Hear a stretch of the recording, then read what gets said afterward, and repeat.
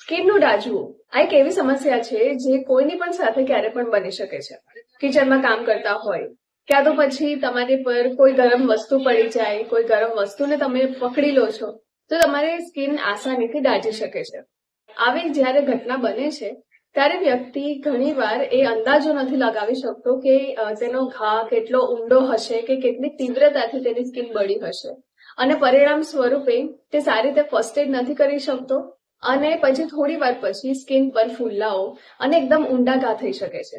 આજે આપણે વિડીયોમાં જાણીશું એવી કોમન જાણકારી વિશે જે દાજવા પર તમને ખબર હોવી જોઈએ કે તમારે ફર્સ્ટ એડ પ્રાથમિક સારવાર કઈ રીતે લેવી જોઈએ. જ્યારે પણ તમારી સ્કિન બળી જાય છે ત્યારે સૌથી મહત્વપૂર્ણ અને પ્રથમ પગલું તમારે ભરવાનું છે કે તમારી સ્કિન, જ્યાં તમારી સ્કિન બળી ગઈ હોય તે જગ્યા પર તમારે ઠંડુ પાણી લગાવવાનું છે. ઠંડુ પાણી લગાવવાથી તમારો દુખાવો ઓછો થશે અને એકદમ ઊંડા ઘા પડવાના ચાન્સીસ પણ ઓછા થઈ જશે. તમારે એટલીસ્ટ 10 થી 15 મિનિટ સુધી ઠંડુ પાણી લગાવવાનું છે જ્યાં તમારી સ્કિન બળી ગઈ હોય. તમે એલોવેરા જેલ પણ લગાવી શકો છો. એલોવેરા જેલ એન્ટીબેક્ટેરિયલ ગુણધર્મોથી ભરપૂર હોય છે જે ખરાબ બેક્ટેરિયાને વધવા નથી દેતો અને દુખાવો પણ ઓછો કરવાનું કામ કરે છે. તેની સાથે સાથે ઘાને ઊંડા થતા પણ અટકાવે છે. જ્યારે પણ તમને કંઈ વાગ્યું હોય ક્યાં તો પછી સ્કિન બળી ગઈ હોય એવી જગ્યા પર તમે મધ પણ લગાવી શકો છો. મધ એન્ટીસેપ્ટિક ગુણધર્મોથી ભરપૂર હોય છે જે ઘાને સારું કરવામાં મદદ કરે છે અને દુખાવો પણ ઓછો કરે છે.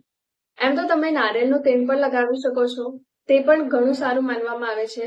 જ્યારે તમારે બળેલી ચામડી નવી આવવાની હોય, એકદમ કાળી પપડી જામી જાય ને ત્યારે પણ તમે નારિયેળ તેલનો ઉપયોગ કરી શકો છો. આ તમે સીધું તમારી સ્કિન પર લગાવી શકો છો.